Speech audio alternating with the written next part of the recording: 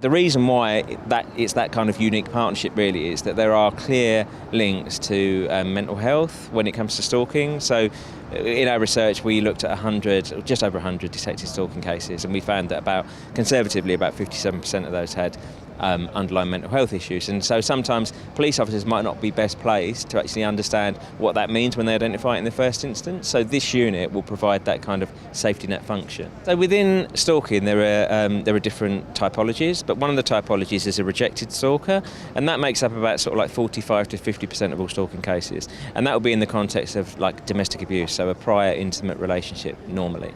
And they can't accept the fact that that person has left them. And that is where you will find, and when I talk about end of tether language, that's the language of, if I can't have you, no one will. I will kill you and I will kill myself. So, I always say to officers, if you see that written on any report, take that very seriously indeed.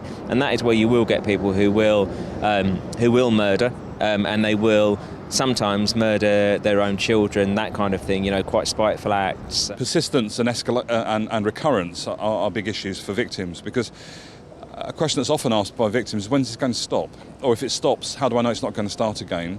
And amongst some of those individuals who are more mentally ill, who have got mental health problems, the risks around persistence and recurrence are quite significant.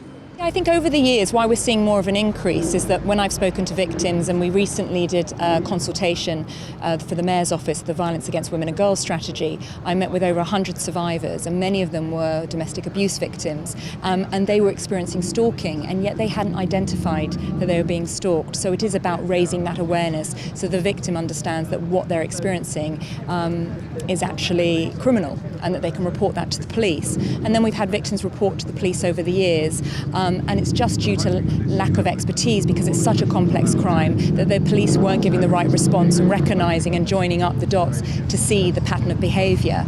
So obviously having this centre now of expertise, looking at these cases and reviewing them, they'll hopefully be able to identify the risk, protect victims a lot earlier on, and have early intervention as well for perpetrators.